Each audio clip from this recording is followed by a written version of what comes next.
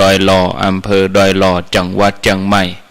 เป็นผู้รับผิดชอบดำเนินรายการอยู่ด้วยกันบ่าย3 โมงจนถึงเวลา5 โมงแรง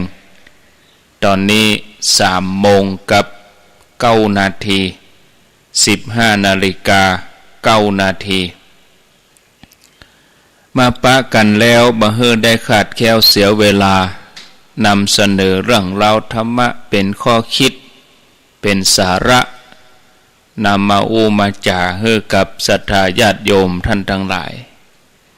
วันนี้เป็นวันอุโบสถศีลเป็นวันพระหลายท่านก็คงจะสงสัยว่าเป็นจะได้เปิ้นถึงห้องว่าเป็นวันอุโบสถศีลก็จะมาฮื้อความหมายแล้วก็มาฮื้อธรรมะกับศรัทธาญาติโยมไปพร้อมกันอุโบสถเป็นทรัพย์ทางพระพุทธศาสนาเปิ้นได้แบ่งไว้เป็น2 ประเภทอุโบสถสำหรับพระสงฆ์แล้วก็อุโบสถสำหรับคฤหัสถ์ญาติโยมอุโบสถหรือว่าอุโปสถะอุโบสถสำหรับพระสงฆ์ก็ได้แก่การสวดปาฏิโมกข์ของพระสงฆ์ทุกกึ่งเดือนศรัทธาญาติโยมท่านทั้งหลายเปิ้นก็จะทำโดยที่การประชุมมาสวดปาฏิโมกข์การทำอุโบสถหรือว่าอุโปสถกรรมห้องว่าสังฆอุโบสถอีกก็ได้ตัวนี้นี่ที่พระสงฆ์เปิ้นไปลงโบสถ์หรือว่าลงอุโบสถนี่ก็เป็นเครื่องซักซ้อมตรวจสอบความบริสุทธิ์ดังพระวินัยของพระสงฆ์ทั้งหลายแล้วก็เป็นเครื่องแสดงความพร้อมเพรียงของหมู่สงฆ์ซึ่งเป็นพุทธบัญญัติแล้วก็จัดในอธิศีลสิกขาการศึกษาในอธิศีลก็คือข้อปฏิบัติสำหรับการฝึกอบรมในความประพฤติชั้นสูงได้แก่ปาติโมกข์สังวรปาติโมกข์สังวรศีลคือศีลการสำรวมในพระปาติโมกข์เว้นข้อที่พระองค์ทรงห้ามทำตามข้อที่พระองค์ทรงอนุญาตจัดเป็นศีลที่ยิ่งกว่าสูงกว่าศีลทั่วไปเพราะนอกจากพระพุทธเจ้าแล้วก็บ่มีภัยสามารถจะบัญญัติได้อันนี้คืออุโบสถสำหรับพระสงฆ์สำหรับอุโบสถสำหรับญาติโยมคฤหัสถ์แปลว่าการอยู่จำการเข้าจำศีลฟังธรรมเนี่ยญาติโยมเขาจังได้ยินหมายถึงการรักษาศีลนั่นเองญาติโยมรักษาศีล8เพื่อบำเพ็ญเพียรข้อปฏิบัตินะมีการฟังธรรมเทศนามีลักษณะเป็นการอยู่จำคือหยุดประกอบกิจการงานของฆราวาสหยุดทำให้ทำนาหยุดไว้ชั่วคราวเพื่อบำเพ็ญกุศลทำความดีเป็นพิเศษในวันนี้ตามหลักพุทธศาสนาในแต่ก่อนดังเดิมเปิ้นก็นิยมปฏิบัติในวันเดือนเพ็ญในวันเดือนดับวันเดือนออกเดือนแฮมเนี่ยนะญาติโยมทั้งหลายอุโบสถที่จะอย่างละเอียดในที่นี้ก็คืออุโบสถสำหรับคฤหัสถ์ญาติโยมอย่างเฮาทั้งหลายจังได้ยินเป็นวันอุโบสถศีลวันศีลใหญ่ก็เป็นเรื่องของกุศลกรรมที่สำคัญอย่างหนึ่งของหมู่เฮาเจ้าพุทธอันเป็นพุทธบริษัทฝ่ายคฤหัสถ์นั่นก็คืออุบาสกอุบาสิกาที่เปิ้นห้องว่าอัตถังคิกะอุโบสถอุโบสถที่ประกอบด้วยองค์8อย่างนั่นก็คือศีล8ศีล8ข้ออัตถศีลคือศีลที่กำหนดรักษาเป็นพิเศษเฉพาะฆราวาสญาติโยม เพื่อฝึกควบคุมกายวาจาให้ได้ประณีตขึ้นไปอันนี้เป็นอุบายในการคัดเกลากิเลสอย่างหยาบให้เบาบางแล้วก็เป็นแนวทางในความสงบระงับนำไปสู่ความสุขอย่างสูงในพระพุทธศาสนาฉะนั้นญาติโยมเปิ้นก็ตรึงห้องการรักษาศีล8ของคฤหัสถ์ว่าเป็นการรักษาอุโบสถจัดเป็นบุญสิกขาประการที่2ในบุญสิกขา3อย่างที่บรรดาพุทธบริษัทฝ่ายคฤหัสถ์ญาติโยมคืออุบาสกอุบาสิกาที่จะต้องหาโอกาสในการที่จะประพฤติปฏิบัติความเป็นมาของอุโบสถนั่นปฏิบัติกันมาก่อนสมัยพุทธกาลคือเป็นเรื่องที่คนในสมัยก่อนพระพุทธเจ้าของเฮาจะเสด็จอุบัติเกิดขึ้นมาตรัสรู้คนได้ประพฤติปฏิบัติกันมาก่อนแล้วเพราะถือกันว่าเป็นเรื่องยุดพักประชุมปรึกษาหารือกันคือประชุมทำความดีอย่างหลักฐานที่เล่าเรื่องถึงความเป็นมาอุโบสถขันธกะแห่งพระวินัยปิฎกในปฐมภาคพระไตรปิฎกเล่มที่4เปิ้นได้กล่าวได้เขียนไว้ว่าสมัยที่พุทธองค์ประทับอยู่ที่เขาคิชกูฏกรุงราชคฤห์หมู่บรรดาปริพาช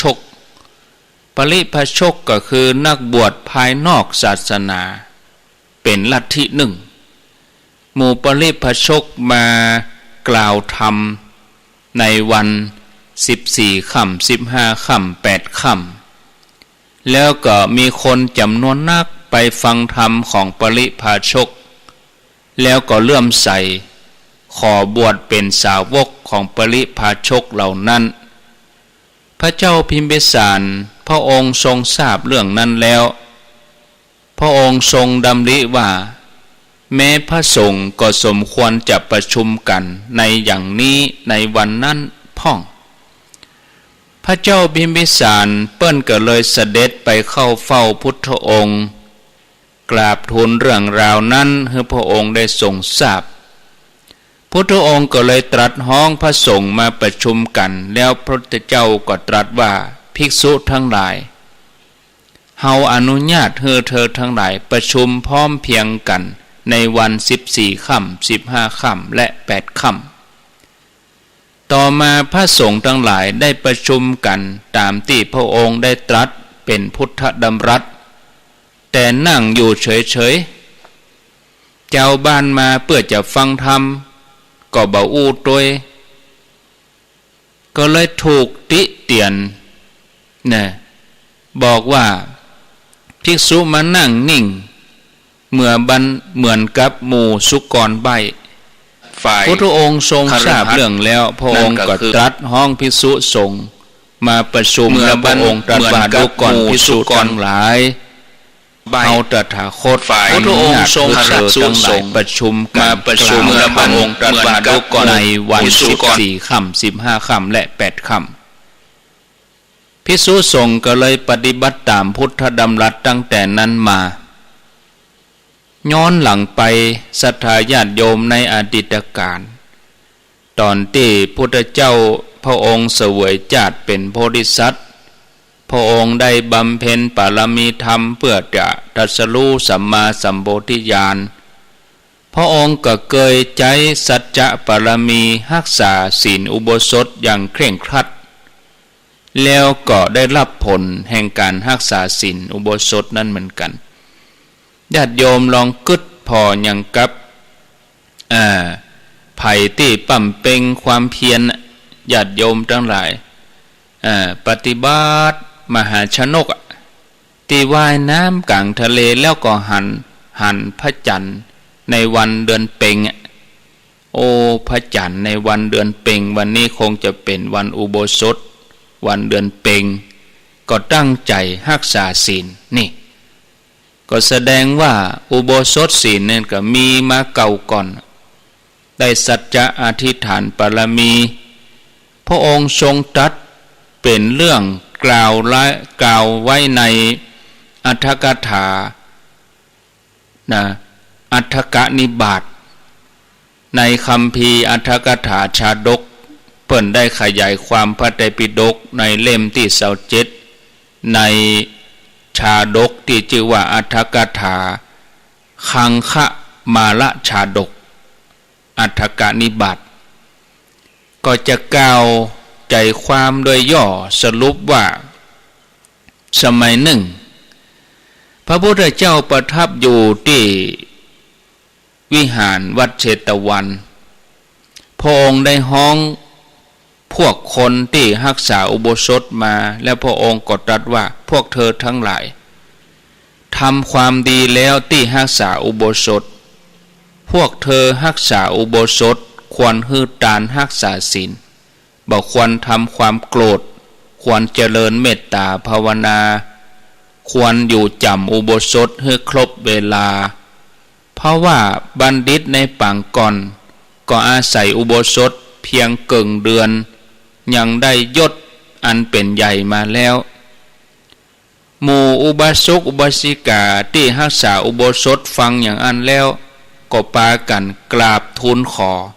ให้พุทธเจ้าได้ตรัสเรื่องนั้นให้ได้ฟังเป็นทิฏฐานุคติคำว่าทิฏฐานุคติคือเป็นแบบอย่างแห่งการประพฤติดีที่ได้หันชัดเจนพระพุทธเจ้าพระองค์ก็ทรงนำชาดกมาตรัสเล่าว่าในอดีตการ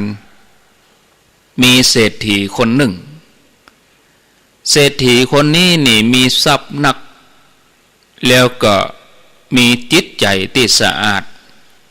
ชอบทำบุญบริจาคทานทั้งภรรยาบุตรธิดาบริวารแม้กระทั่งคนเลี้ยงงัวของเศรษฐีก็ล้วนแต่เป็นคนมีศีลมีธรรมเข้าอุโบสถทุกครั้งปฏิบัติตอนนั้นโพธิสัตว์เจ้าเกิดในครอบครัวที่ยากจนมีอาชีพเสาะหับจ้างมีความเป็นอยู่อย่างอัตคัดขัดสนวันหนึ่งก็ได้เข้าไปที่บ้านของเศรษฐีเพื่อจะขอทำงานแลกกับเงินแลกกับค่าจ้างด้านเศรษฐีก็บอกเงื่อนไขว่าผู้คนในบ้านเนี่ยล้วนแต่เป็นผู้ที่รักษาอุโบสถศีลถ้าเธอรักษาได้เธอก็เข้าเงื่อนไขสามารถทำงานที่บ้านนี้ได้ด้วยความที่มุ่งแต่จะทำงานโพธิสัตว์เจ้าก็เข้ามาทำงานในบ้านเศรษฐีแล้วก็ยอมรักษาศีลอุโบสถทั้งที่บ่ฮู้ว่าศีลอุโบสถนั้นคืออันหยังมีวิธีรักษาอย่างใดเมื่อทำงานก็ตั้งใจทำงานอย่างเต็มที่ทุ่มเทเป็นคนว่านอนสอนง่ายทำงานถวายชีวิตโดยที่บ่คำนึงถึงความยากลำบากตื่นก่อนนอนทีหลังต่อมาวันหนึ่งในเมืองเปิ้นมีมหรสพท่านเศรษฐีก็ห้องสาวใจมาสั่งว่าวันนี้เป็นวันอุโบสถเนอะเธอทั้งหลายจุงหุงหาอาหารให้คนงานตั้งแต่เช้าตรู่หมู่เขารับประทานอาหารแล้วเขาก็จะได้รักษาอุโบสถศีลฝ่ายโพธิสัตว์ตื่นนอนแล้วก็ออกไปทำงานตั้งแต่เช้ามืดบ่มีภัยบอกให้เขาว่าวันนั้นเป็นวันศีลอุโบสถคนตึงหมดเขาก็รับประทานอาหารตั้งแต่เช้าต่างก็ตั้งใจรักษาอุโบสถศีลแม้เศรษฐีแล้วก็ภรรยาบุตรธิดาก็อธิษฐานในการรักษาศีลอุโบสถแล้วก็ปฏิบัตินั่งนึกถึงศีลของตัวเองอยู่ตลอดโพธิสัตว์เจ้าก็ทำงานตลอดทั้งวันเมื่อตะวันตกดินก็ปิกมาแม่ครัวทำอาหารไปให้ ก็รู้สึกแปลกใจก็เลยถามว่าวันอื่นๆเวลาเนี่ยเสียงโฮงครัวนี่จะดังอึกกระทึกคึกโครมเสียงเขียงเสียงโคกดังวันนี้คนในบ้านไปที่ไหนกันหมดอย่างดักปิ้งปกติเนี่ยแมลงมาเนี่ยจะเกี่ยมกับเข้าเนี่ยเสียงที่โฮงครัวนี่ดังควันออกจุ้งจุ้งเปิ้นดังไฟกันคนทั้งหลายไปไหนเหี่ยหมดเมื่อฮู้ว่าทุกคนสมทานอุโบสถศีลต่างก็อยู่ในที่ของตนบ่เกี่ยวข้องกันเงียบปิ้งก็เลยคิดว่าโอ้เฮาคนเดียวโลนี่บ่มีศีลท่ามกลางของผู้มีศีลเฮาจะอยู่ได้อย่างใดเฮาจะอธิษฐานรักษาศีลอุโบสถตอนเนี้ยจะตันก่อนนี่จะได้ก่อนนี่โพธิสัตว์เจ้าก็เข้าไปหาเศรษฐีแล้วก็ถามแล้วก็ได้รับคำตอบว่าเมื่อรักษาอุโบสถศีลตอนนี้จะได้อุโบสถศีลเกิงเดียวเพราะว่าบ่ได้อธิษฐานตั้งแต่เจ้าโพธิสัตว์เจ้าก็บอกว่าเกิงเดียวก็เอาเกิงเดียวก็ยอมก็เลยสมทานศีลรักษาศีลเกิงหนึ่งบ่ใช่ไปขอกับไผที่ไหนนะญาติโยมขอกับเศรษฐีหั่นเลยอันผมจะตั้งใจรักษาศีลขอได้เกิงหนึ่งก็เพราะน่ะก็อธิษฐานรักษาศีลอุโบสถแล้วก็เข้าไปที่อยู่ของตัวเก่านึกถึงศีลของตัวเองในปัจฉิมยามปัจฉิมยามนั่นก็คือเกิงคืนมาแล้วปฐมยามนี่ก็คือหัวค่ำนะปัจฉิมยามคือใกล้แจ้งเนาะเลยเที่ยงคืนมัจฉิมยามนี่ก็คือเกิงคืนปัจฉิมยามนี่ก็คือใกล้แจ้งต้องห้องเป็นเปี้ยญาติโยมหิวเนาะต้องห้องจอกเป็นปีเพราะว่าบ่ได้กินอาหารบ่ตกต้องเศรษฐีก็เอาสิ่งของต่างๆมาให้เขาก็บ่ยอมรับประทานยอมเสียชีวิตแต่บ่ยอมเสียศีลในขณะใกล้จะสิ้นลมพญาเจ้าเมืองปารณสีเปิ้นเสด็จประพาสพระนครมาถึงที่หั่นพอดีโพธิสัตว์เจ้าได้หันพระสิริก็คือความยิ่งใหญ่ของพญาเจ้าเมืองก็เลยปรารถนาสมบัติว่าขอให้ได้เป็นพญาเจ้าเมืองเมื่อสิ้นชีวิตแล้วก็มาปฏิสนธิอยู่ในพระคันของมเหสีพระเจ้าปารณสีเพราะผลแห่งการรักษาศีลอุโบสถเกิงหนึ่งเมื่อประสูติแล้วก็ได้ชื่อว่าอุทัยกุมารได้ครองราชสมบัติที่กรุงปารณสีสืบแทนพระราชบิดาต่อมานี่ศรัทธาญาติโยมจากที่ยกมากล่าวมาเล่านี้ก็ยกมาจากพระไตรปิฎกแล้วก็อรรถกถายกมามาจากให้ศรัทธาทั้งหลายได้ฟังโดยย่อเพื่อจะสนับสนุนซึ่งวันนี้เป็นวันอุโบสถศีลตัวนี้ก็แสดงว่าอุโบสถศีลนั่นเนี่ยเปิ้นปฏิบัติกันมาเก่าก่อนแล้วก็เป็นชื่อของวันที่เจ้าลัทธิต่างๆเปิ้นกำหนดไว้ก่อนเพื่ออำนวยความสะดวกในการทำกิจกรรมของลัทธิต่างๆของตัวเองโดยการงดอาหารต่อมาเมื่อพระพุทธเจ้าพระองค์เสด็จอุบัติเกิดขึ้นแล้วพระองค์ก็ทรงบัญญัติอุโบสถศีลประกอบไปด้วยองค์8พร้อมสรณคมศีล8ข้อมีหยังพ้อง1บ่เบียดเบียนชีวิตคือบ่ฆ่าสัตว์2บ่ลักขโมยบ่เบียดเบียนทรัพย์สินคนอื่น3บ่เสพเมถุนบ่ร่วมประเวณี4บ่พูดปด5บ่ดื่มสุราเมลัยของมึนเมายาเสพติด6บ่กินอาหารในเวลาเลยบ่ายกลางคืนเนี่ยแล้วก็7การบ่ได้ไปดูการเลื่อนเลิงการแต่งเนื้อแต่งตัว หรือว่าไปในเรื่องของบันเทิงโลกีแล้วก็8ก็งดเว้นการนอนที่สูงที่นอนนุ่มที่นอนอันใหญ่ที่นอนอันสูงอย่างนี้เป็นต้นญาติโยมทุกท่านได้ยินได้ฟังแล้วก็คงจะเข้าใจเรื่องอุโบสถนี่ญาติโยมทั้งหลายที่เฮาปฏิบัติกันนี้บอกว่าจะวันศีลวันหยังก็ตามวันธรรมดาก็ตาม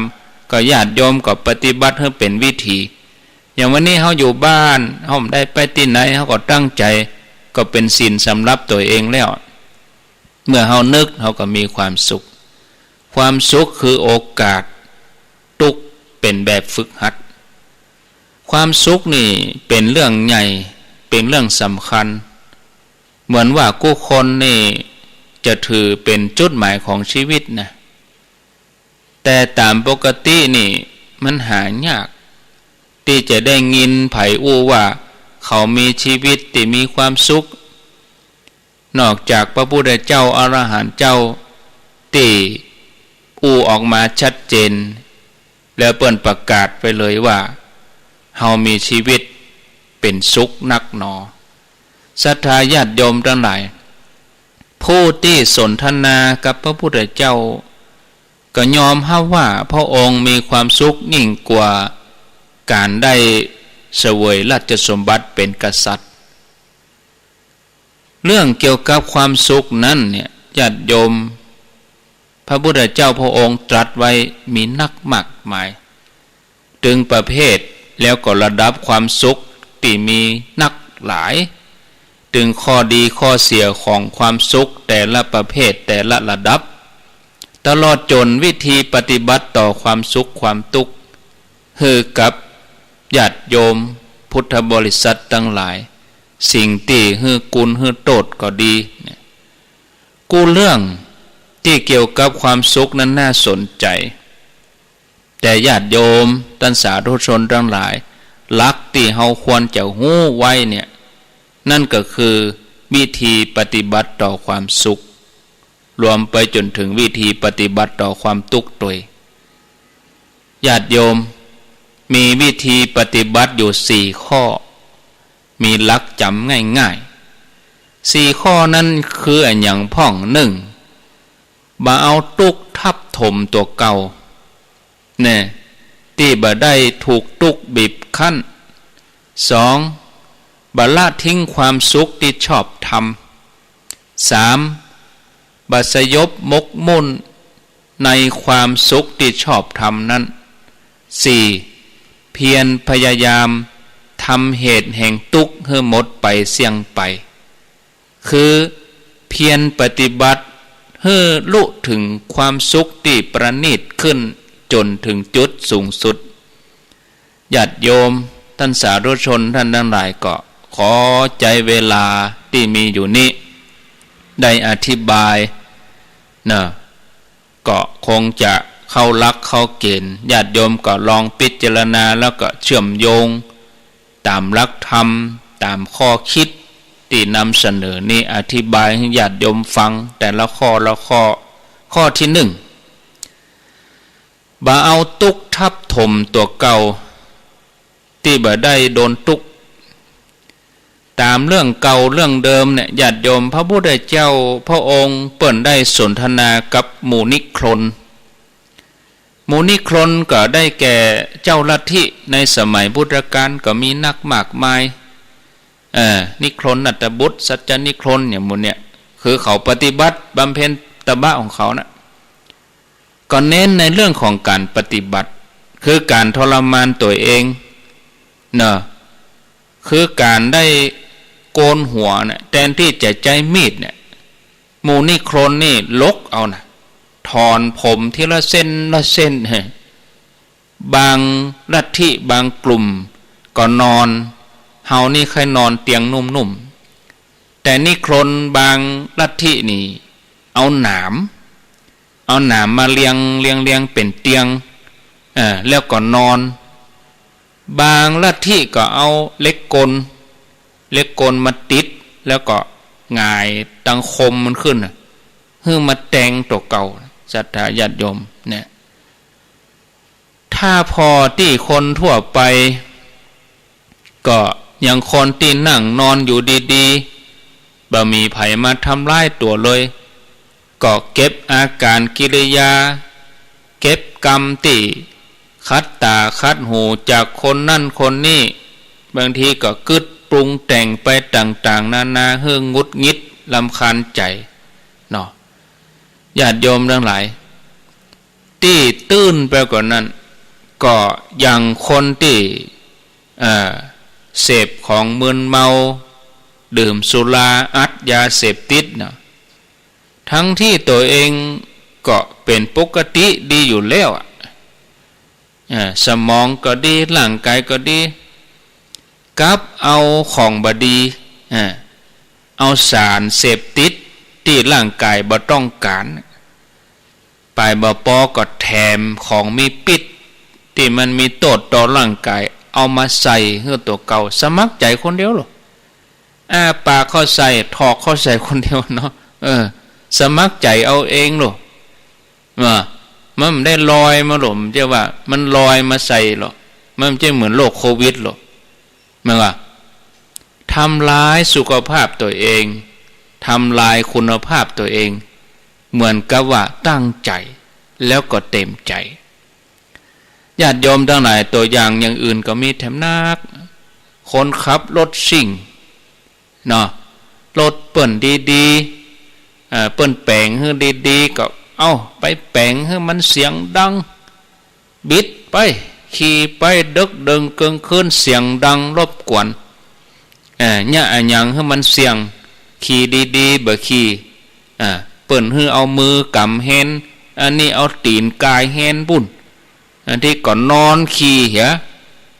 เมิบจะเลอะ มันว่ามีเหตุผลเนาะญาติโยมทั้งหลายก็เขาก็ว่าความสุขของเขานะ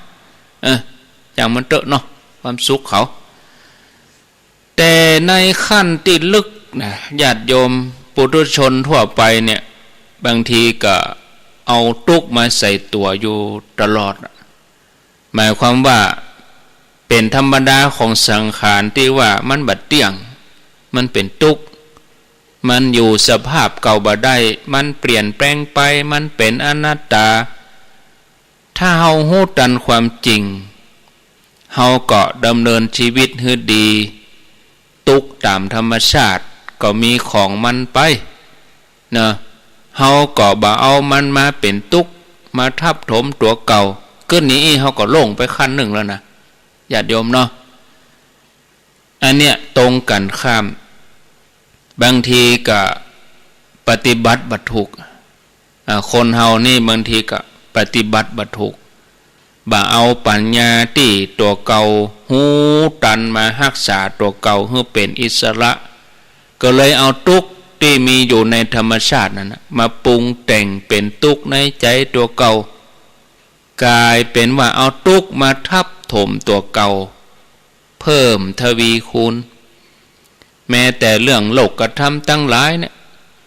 ถ้าเฮาเอาปัญญาหูเต้าตันมันนะเฮาเอามาวางให้ถูกต้องแทนที่เฮาจะบอบช้ำเสียหายเฮาก็สามารถเอาตัวโลกธรรมนี่มาเป็นประโยชน์เนาะ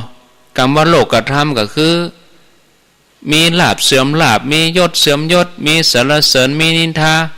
มีสุขแล้วก็มีทุกข์อย่างทีนี้เริ่มต้นจากการที่เราจะต้องพอให้มันเป็นประสบการณ์ที่เราจะได้เรียนรู้ว่าอันนี้เราได้หันแล้วรู้มันเป็นอย่างนี้รู้พระพุทธเจ้าเพิ่นผ่านมาแล้วพระองค์ทรงตรัสไว้เหมือนกันโลญาติโยมเฮาอยู่ในโลกเฮาจะต้องปะโลกธรรมมันเป็นธรรมดาเฮาต้องปะเฮาต้องเจอความจริงมันก็เป็นเรื่องอย่างอันศรัทธาญาติโยมเฮาได้หันเฮาได้ฮู้แล้วเมื่อเฮาพอหันเป็นประสบการณ์สำหรับการศึกษาเฮาก็จะเริ่มวางใจต่อมันได้อย่างถูกต้องเฮาจะได้ตั้งหลักแล้วเฮาก็บ่ได้ฮับมันมากระทบเอามันมาตุกอยู่ดังในทับถมใจตัวเก่า เนี่ยญาติโยมตุกประจำตุกกับแข่งกับค้าตุกกับสุขภาพนี่มันตึงมีประจำอยู่แล้วตุกประจำนี่คือร่างกายแต่ถ้าเป็นตุกจรนี่ทำให้นอนบ่หลับตุกประจำก็คือเฮาบัดนี้ญาติโยมขอนั่งเมินเฮาก็นอนเฮียกะมันนอนเมินไก่เฮาก็ลุกเตียวเนาะฟังเพลงไก่ก็มาฟังธรรมะไก่ก็ไปฟังซอแม่ตุกประจำมันอยู่อย่างอี้ตลอดอะมันมาประจำตื่นมาเฮาตุกประจำตุกประจำในที่นี้ก็คือตุกที่จะต้องปาร่างกายของตัวเก่าเฮาเนี่ยถ่ายของเก่าออกไปเอาของใหม่เข้ามาเนี่ยอันนี้มันประจำอยู่แล้วประจำวันอยู่แล้วแม่ก็บ่กินก็บ่ได้บ่ถ่ายออกก็บ่ได้เวลาไปหาคุณหมอถามว่าเอ้านักเบาพ่องก็ถ่ายสบายก็เนี่ยต้องอืดก็ระบบขับถ่ายระบบย่อยดีก็หมอบ่ก็จะถามอย่างเอี้ยเจ้ามาเขาก็จะต้องแบกสังขารของเขานี่ไปล้างไปช่วยเนาะมาข้ามมาก็ต้องเอาใส่เข้าปากต้องเอามันไปล้างไปช่วยต้องบำรุงดูแลมันอันนี้มันตุกกับสังขารนี่มันเป็นตุกประจำแก้กันวันต่อวันแต่ถ้ามันเป็นตุกจรนี่บางทีก็ทำให้นอนบ่หลับอันนั้นมันอยู่ตรงในคือมันอยู่ในใจเมื่อคืนเป็นควันเมื่อวันเป็นไฟอีหรอเนี่ยเมื่อคืนเป็นควันคือจะนอนก็เอามาขึ้นควันอยู่หันจุนศรัทธาญาติโยมนะทีนี้เราจะต้องกึศที่จะฝึกตัวเองพอทำใจว่าจะฝึกตัวเก่าเราจะพอทุกอย่างได้ทุกทิศนะพอในแง่มุมแห่งใหม่พอในแง่มุมแห่งใหม่คืออย่างใดเขาก็เริ่มด้วยการพอเป็นบททดสอบเฮียกะมันมาแล้วบอกตัวนี้มันทดสอบใจเฮารู้นี่มันทดสอบสติปัญญาเฮารู้มันทดสอบความสามารถของเฮารู้นี่บอกว่าเรื่องดีเรื่องให้เนอะญาติโยมเฮาก็ได้กู้อย่างน้อยก็ทำมือเฮาเข้มแข็งเนาะจิตของเฮาต้องเหนือกว่านั้นที่เหนือกว่านั้นไปแถมเฮาต้องฝึกให้ได้แล้วก็พัฒนายิ่งขึ้นไปอันนี้เปิ้นเอาไปใจเป็นบทเรียนเฉพาะอย่างยิ่งญาติโยมตุกนี่มันเป็นแบบฝึกหัดเป็นเครื่องฝึกสติฝึกปัญญาฝึกการแก้ปัญหาแม้แต่เรื่องโลกกระทำให้โลกกระทำดีมันก็กลายเป็นโอกาสที่เราจะได้ฝึกฝนพัฒนาข้อที่สองญาติโยมบ่ละทิ้งสุขที่ชอบทำอันนี้ได้แก่อย่างสุขที่เฮาทั้งหลายควรมีตามเหตุปัจจัยซึ่งเฮาก็มีสิทธิ์จะได้ยกตัวอย่างถ้าเป็นความสุขทางวัตถุการเน้นที่ผลประกอบการผลประกอบการประกอบอาชีพการงานก็เฮาบ่ได้พักได้ยั้งเฮามันเฮาขยันเฮาก็ต้องได้โดยชอบธรรมมันก็พึงระวังเนอะศรัทธาญาติโยมตัวนี้บ่ฮื้อสุขของเฮาเกิดมีโดยบนความทุกข์ของคนอื่นนะญาติโยมนะบ่ฮื้อเป็นความสุขที่เกิดจากการเบียดเบียนบ่ฮื้อเป็นความสุขที่ก่อให้เกิดความเดือดร้อนแก่ไผนะยังข่าวออกมาตะวากับวันนี้ถ้าจะจบเจ้าบ่าวไปสู่ขอเจ้าสาวก็มีความสุขนะเริ่มต้นชีวิตใหม่แม่เจ้าสาวก็สบายใจเนาะเจ้าบ่าวก็สบายใจวันแต่งงานก็สินสอด1 ล้านต่างคนก็ต่างสุขเนี่ยมีความสุขมีความสุขบอกกองมัดมือมัดอย่างแต่งงานแล้วสินสอดหาย เฮ้สินสอดหายเป็น1 ล้านโอ้แม่เจ้าสาวก็หมายป้องเนาะคงจะได้1 ล้านนี้สืบกันไปสืบกันมาเป็นหนาบโตดช่างภาพบ่ฮู้หยังโอ้ยประเด็นนี้ญาติโยมโอ้เฮาบ่ลังจะมาโดนสืบไปสืบมาเป็นว่าเงินสินสอดนั้นไปเจ้าเปิ้นมา ไปเจ้ามาวะเจ้ามา40,000เจ้ามา40,000นี่หรอเงินล้านปึกหนึ่งนะเจ้ามา40,000เอามาแต่งงานเจ้าสาวไล่ไปไล่มาเจ้าสาวก็บ่ฮู้แม่เจ้าสาวก็บ่ฮู้ประเด็นนี้เป็นตุกขมะแต่งงานได้วันเดียว โดนไล่หนีออกไปเลยห้ามมาเหยียบบ้านนี้ นั่นเนี่ยญาติโยมมันสุขจะได้สุขเพราะเบียดเบียนสุขก่อให้เกิดความเดือดร้อนแก่คนอื่นนี่เนาะศรัทธาญาติโยมเฮาเป็นสุขแต่คนอื่นเป็นทุกข์โอ้มันจะม่วนวะถ้าฮือดียิ่งกว่านั้นก็จะต้องเป็นสุขไปด้วยกันสุขแบบเผื่อแผ่เนาะสุขแบบเมตตาสุขให้มันขยายวงกว้างเนาะศรัทธาญาติโยมคนเฮานี้จะต้องรู้จักพัฒนาความสุข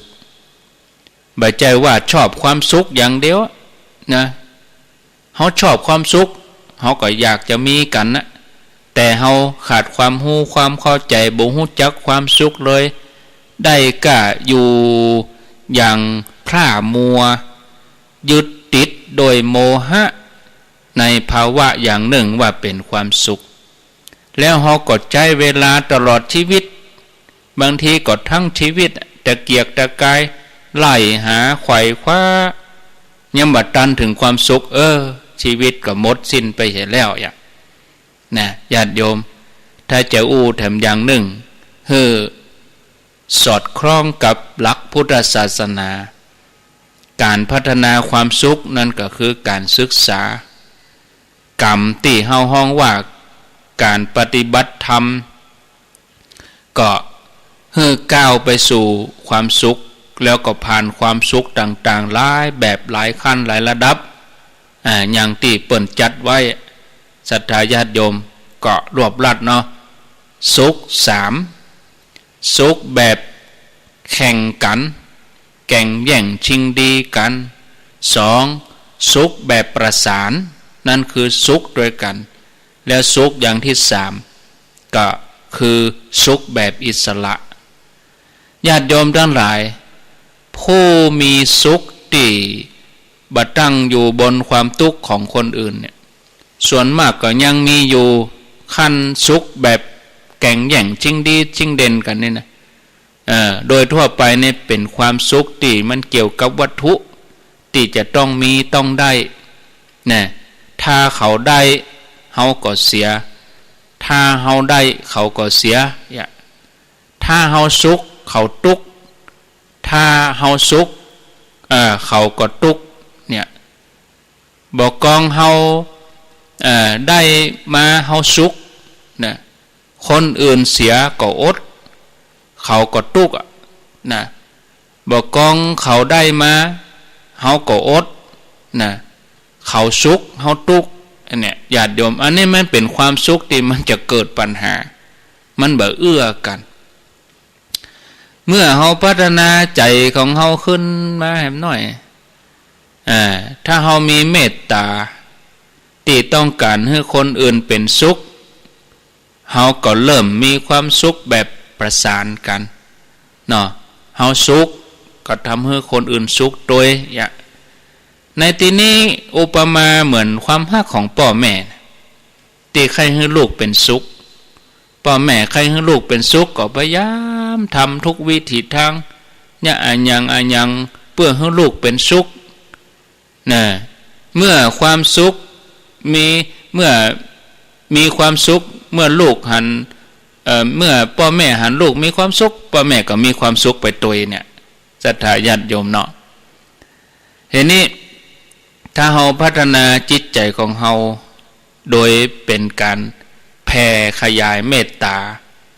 เนาะหรือว่ามีธรรมะเข้ามาใส่ให้น้อยอย่าง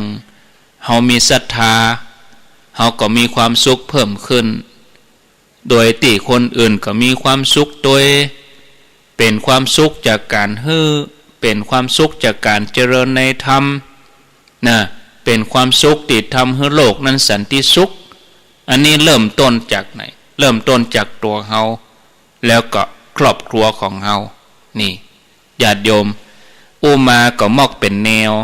ในการพัฒนาความสุขข้างแหม2ข้อ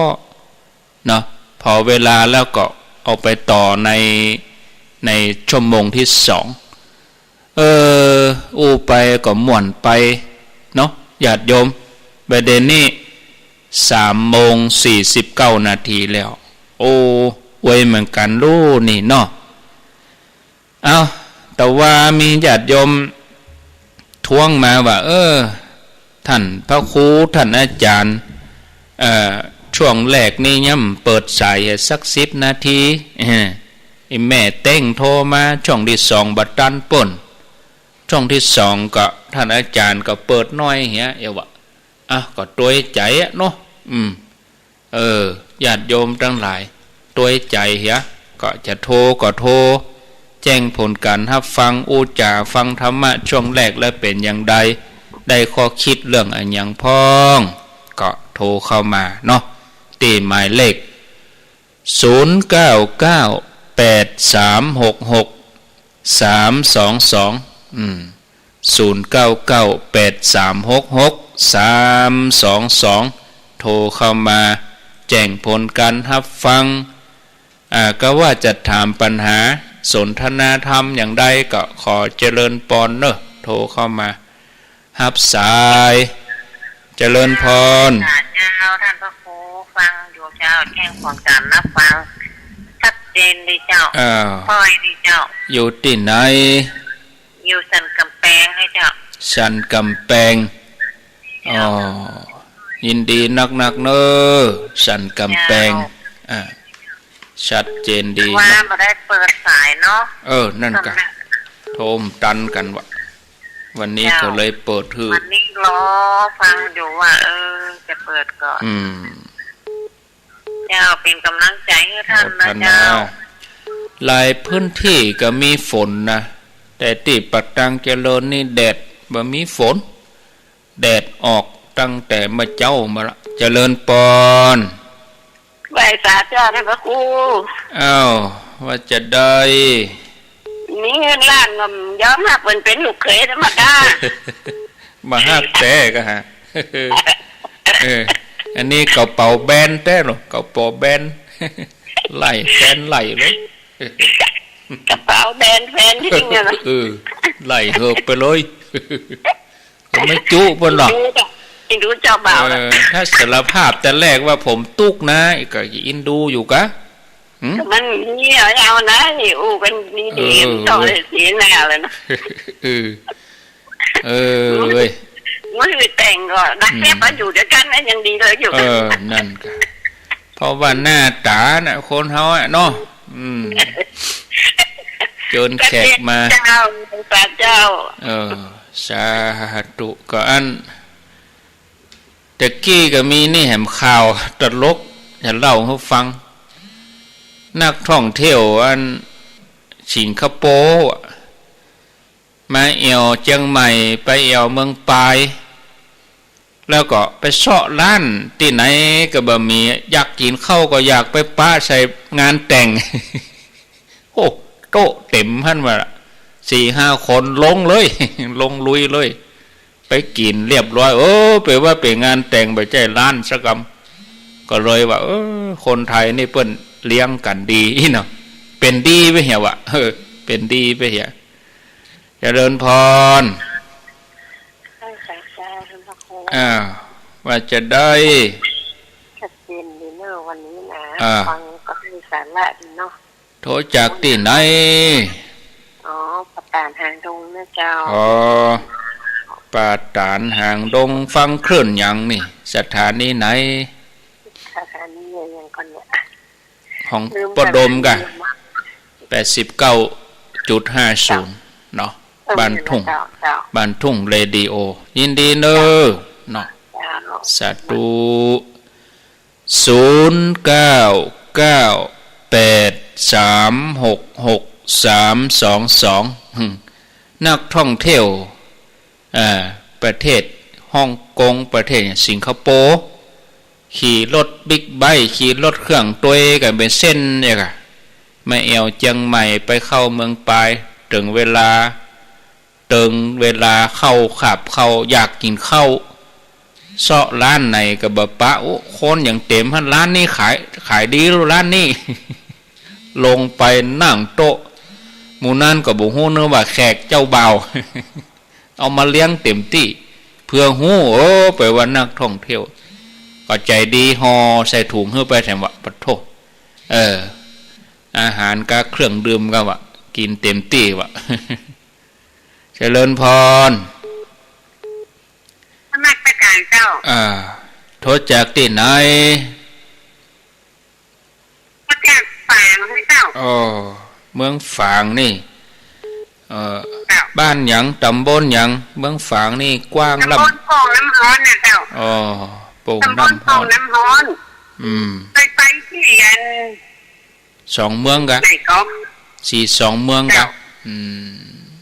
ท่านเจ้าไปแต่ว่าเนี่ยไปพอไปเอวว่าวันนั้นไม่ได้ไปเนาะไปเมื่อใดวันที่เปิดงานได้ไปแต่ว่านี่เจ้าไปป้าอภัยเป็นเรื่องป้าหายไปป้าเป็นแมวคนอย่างเราเป็นแมวมาปล่อยขั้นตัวมันตึงอยู่ฮะเหรอตึงรักษาอยู่ฮะมันตึงอยู่ฮะหน้าที่ของมันเอาหยังขึ้นมาเข้าเหรอมาไงเอาไปให้มันเนาะไปกับหมอไปตามหมอแล้วก็ไปเอี่ยวกับมาอย่างดีแล้วกะดีแล้วดีแล้วลงมาครับเกี่ยวอันขึ้นได้ใช่ไหมเกี่ยวเนี่ยมันส่งกันเป็นทอดตอนมาฮับนี่แมวมาฮับตอนไปส่งนี่หมาไปส่งหมามีหั่น2ตัวมีกันเดียวอันกะยินดีเนอะโมทนาดีแล้วคนที่อันอย่างก็ด้านที่มันน่ะนะอันอย่างเนี่ยอาจารย์ได้อย่างเนาะน่าเปิ่นก็ไปขั้นคนนะบอกเอากันไปกว่านั่นอย่างนั้นเจ้าหอบไปกราบเมนูดีแล้วอนุโมทนาเนอะสาธุสายต่อไปดีแล้วกะ0998366322เจริญพรแล้วแต่เจ้าอาจารย์โทษจากที่ไหนแม่แก้วบ้านไม่แก่มาเจ้าแม่ขันแก้วแม่แจมจังขึงฟังชาติดีนอแม่ขันแก้วฟังดีเจ้าฟังตลอดเนาะแม่ขันแก้วเขาฟังตลอดแต่ว่าแม่ก็ฟังแต่แม่ไม่ได้โทรโทรมาเตอะมันเป็นหยังโทรมามันเป็นหยังเนอะเจ้าโชคดีเนอะโชคดีไปแต่เจ้าดีมีสุขแม่ขันแก้วเพิ่นเป็นคนแม่แจ่มปุณานี่มาเอียวหาแล้วมาเอียววัดไป2เมือง2รอบ3รอบแล้วลูกพี่น้องแม่แจ่มนะเจริญพรพระมัสการเจ้าท่านพระครูเจ้าว่าจะได้แม่ครูละวันครูกำลังฟังธรรมะออนไลน์เขาทำยำเลยฟังออนไลน์อากาศร้อนฮ้อนนะฟังธรรมมาจมเรื่องเย็นใจนั่นกัน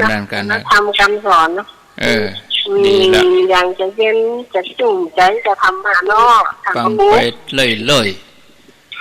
เจ้าสาธุธนาสาธุแม่ครูราวันเมืองจี้0998366322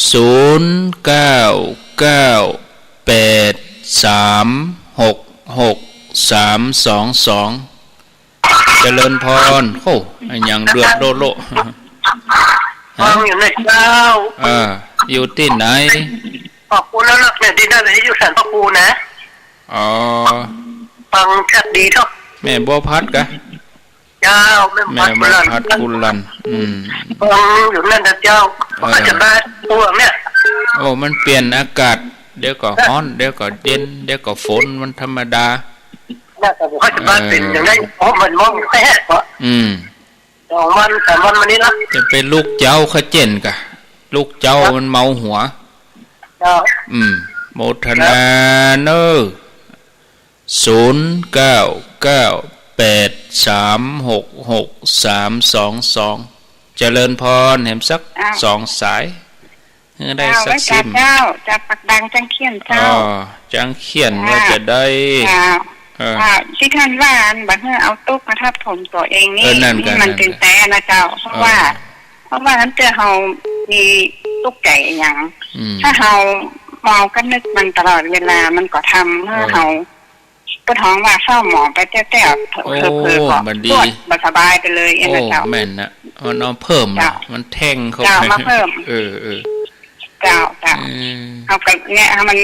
แต่ว่าเจ้าก็ว่ามันก็ยากเหมือนกันแต่ก็ต้องพยายามนะเจ้าเนาะก้อยเป็นก้อยไปเจ้าก็เป็นเหมือนกันก้อยเป็นก้อยไปก้อยพิจารณาเนาะเจ้าแม่นะเจ้าตัวอีนะเจ้าเจริญพรจังเขียนในเมืองใช่นี่ทุกกับนมัสการไหว้สาเจ้าอาจารย์ท่านพระครูเจ้าโทษจากไหนแม่อินเดียนีไม่ถึงน้อยเจ้าโอ้มันเข้ากับการแต่งงาน2 งานนี้เนาะอันนี้ตัวตุ๊กแล้วคนอื่นตุ๊กอันนี้ตัวตุ๊กแล้วคนตุ๊กเนาะใช้ธรรมะจัดดียังมีคำถามกับท่านนะเจ้าว่ามาเลยอันนี้มันเวลาเขากำหนดอันกรรมฐานเขาเนี่ยจัดสันเตื้อเขาเอาอันยุบหนอพองหนอนี่มันก็โล่งนะแต่จัดสันเตื้อมันก็อึดอัดกับเปลี่ยนมาเป็นพุทโธนี่มันก็โล่งเนี่ยมันจะอย่างไรมันจะที่เขาถนัดเนี่ยมันเตื้อเปลี่ยนไปเปลี่ยนมาอย่างเงี้ยนี่เปลี่ยนนี่อย่างเนี่ยบุ้งเนี่ยพี่เนี่ยถูกเจ้าที่เขาถนัดฟังคำตอบที่วิทยุนะเจ้าสาธุเอาที่เขาถนัดอันใดจับเขาก็เอาวันนั้นเด้อไปเปลี่ยนมาเนี่ยอย่างเอาที่มันถูกจริตเขาเนี่ยอันที่เขาถนัดเขาซื่อว่าปฏิบัตินี่มันดีเขาก็เอาอันนี้นะเจริญพรพระเจ้าทันพระครูโทษจากที่ไหนอันนี้โทรบ้านฝุ่นลาวเจ้าฝุ่นตกเจ้าเดี๋ยวเนี่ยเจ้าฝุ่นตกทำดอกเสียนภาษีส่งเมืองว่าเจ้าม่วนเนาะโตโหเศร้ากะโธ่เนาะแต่ว่าก็ตกเจ้าวันนี้ก็ตกม่วนน่ะเนาะ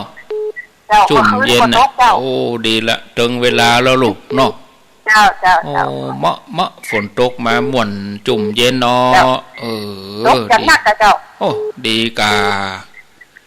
ประหยัดพลังงานกับหดน้ำไปจัดนักเจ้าอันพวกไปจะกายหั่นจะแหว่กำก่อนนะพวกนะยินดีเนอโมทนาสาธุอ้าว0998366322เอาไว้เต้าอี้ก่อนเขียนเบอร์โทรละไว้หั่นเนาะ10 สายนะก็เดี๋ยวจะพักช่วงแรกนี้แล้วก็ฉันน้ำฉันยังเดินไปเดินมาแล้วก็ปิ้งมาปากันแถมกรรมอยู่ด้วยกันแถมชั่วโมงก่อนชั่วโมงผ่านไปแล้วเนี่ยโอ้ญาติโยมทั้งหลายโวยเนาะโวยแตะโวยว่าชั่วโมงละผ่านไปแล้วแถมชั่วโมงสุดท้าย10 สายก็มีสันกำแพงสายที่2ก็แม่จันตาการสายที่3ปาตานหางดงสายที่4เมืองฝางโป่งน้ำฮ้อนสายที่5แม่ขันแก้วแม่แจ่มสายที่6แม่ครูลาวันสายที่7แม่บัวพัดกุลันสายที่8จังเขียนในเมืองสายที่9แม่ศูนย์น้อยสายที่10ขุนลาวยังเป่าอันที่ถามปัญหานี่ก็ตอบไปในตัวนะอันใดที่ปฏิบัติถูกจริตเฮาก็ปฏิบัติอันนั้นอันใดที่มันโล่งมันปฏิบัติแล้วมันดีก็เอาอันนั้นเนาะถ้าเฮาเปลี่ยนไปเปลี่ยนมาก็ใจโลเลแล้วก็บ่ได้อย่างสักอย่างอันใดเอาอันนั้นอันใดที่ว่าเฮาถนัดเฮาก็เอานั้นยึดมั่นเอาตัวนั้นพุทโธมันถูกจริตเฮาก็เอาพุทโธสัมมาระหังถูกจริตเฮาก็สัมมาระหังป้องหนอยุบหนอถูกจริตเฮาก็ป้องหนอยุบหนอก็เอาอันนั้น อันใดที่ถูกจริตก็เอานั้นยึดเอาอย่างหนึ่งจะไปโลเลไม่เจ้าเอาพุทโธดีกะขำมาป้องหนอยุ่มหนอบ่ได้เนอะแล้วเขาจะบ่ได้อย่างนะเนาะเอาอันใดอันหนึ่งนะอันใจมันจะบ่มันถ้ามันก็เล็งแนวเนี้ยอันใดถูกฮะอันใดบ่ถูกฮะอันใดผิดอันใดถูกก็จะเมาสงสัยอยู่หั่นวิจิกิจฉาความลังเลสงสัยตัวนี้ก็เป็นนิวรณ์อย่างหนึ่งเมื่อมันเกิงเขาฉะนั้นก็เขาปฏิบัติไปอันใดที่ถูกจริตก็ทำอันใดที่ว่ามันถูกจริตเขาบัถนัดเขาก็บัทำเขาก็ทำอันที่มันถูกจริตกับเขาเนาะศรัทธาญาติโยมท่านทั้งหลายอาตมาภาพได้บรรยายมาชั่วโมงแรกก็เอาไว้เตออีกก่อนกระเดียวป้ากันแห่งกรรมในชั่วโมงที่สองฟังรายนี้ไปไหนเตอเนอเจริญพร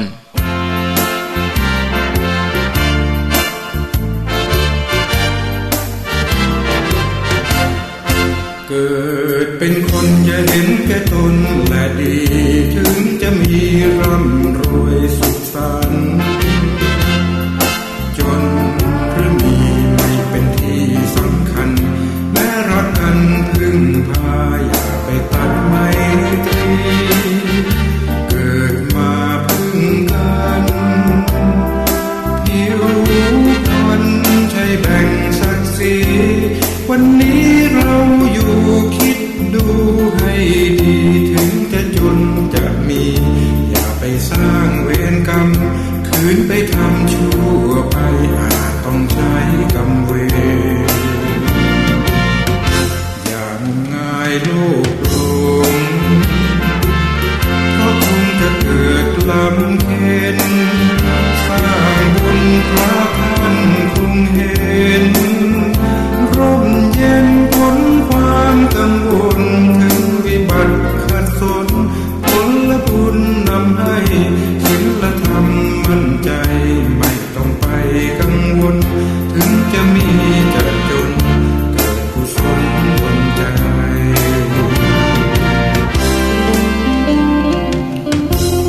พระสุประกาศสอนมีกุญชรโทษทนเสน่ห์คนคำหมายในการนรชาติที่วางไว้มาลายสิ่งทั้งอินทรีย์สิทธิ์ทั่วให้ชั่วดีนำไว้ในโลกาเกิดเป็นคนอย่าเห็นแก่ตนและดีถึงจะมีร่ำรวยสุขสันต์จนหรือมีไม่เป็นที่สำคัญแม้รักกันพึ่งพาอย่าไปตัดไมตรีเกิดมาพึ่งกันผิวพรรณใช่แบ่งศักดิ์ศรีวันนี้เราอยู่คิดดูให้ดีถึงจะจนจะมีอย่าไปสร้างเวรกรรมคืนไปทำชั่วไปอาจต้องใช้กรรมเวรอย่างง่ายโลภหลงเพราะคนจะเกิดลำเค็ญสร้างบุญพระท่านคงเห็นร่มเย็นพ้นความกังวลถึงวิบัติขัดสนผลบุญนำให้ศีลธรรมมั่นใจไม่ต้องไปกังวลถึงจะมีจะจนเกิดกุศลบนใจ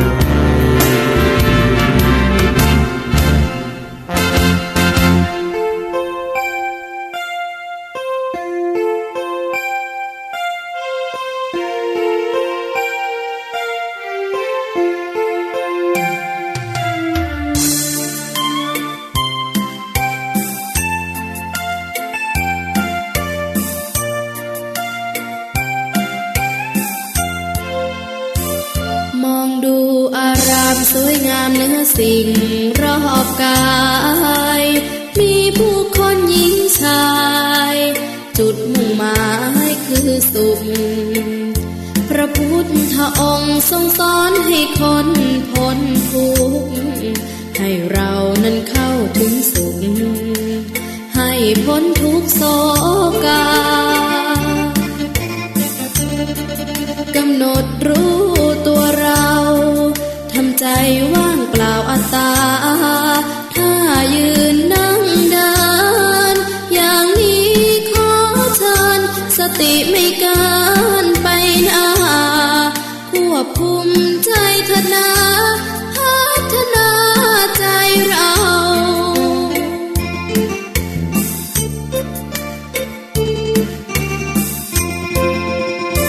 สวดมนต์ดลใจมัดใจเราให้ร่มเย็น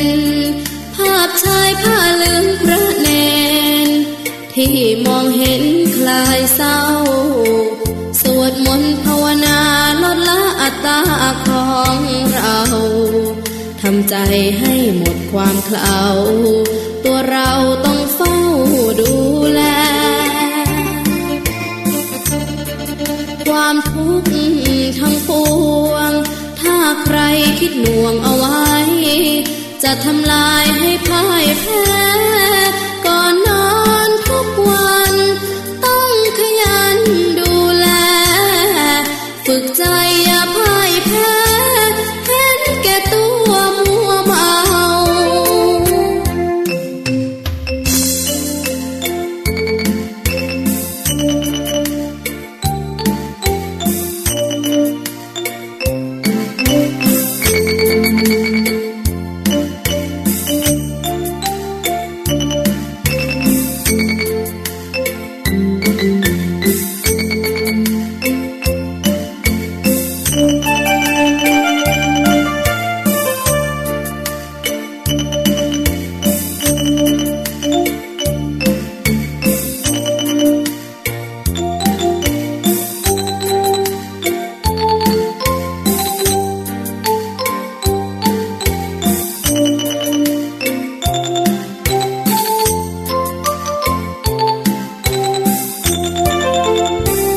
สวดมนต์ดลใจมัดใจเราให้ร่มเย็นภาพชายผ้าเหลืองพระเนนที่มองเห็นคลายเศร้าสวดมนต์ภาวนาลดละอัตตาของเราทำใจให้หมดความเคลาตัวเราต้องเฝ้าดูแลความทุกข์ทั้งปวงถ้าใครคิดหน่วงเอาไว้จะทำลายให้พ่ายแพ้ก่อนนอนทุกวันต้องขยันดูแลฝึกใจอย่าพ่ายแพ้เห็นแก่ตัวมัวเมา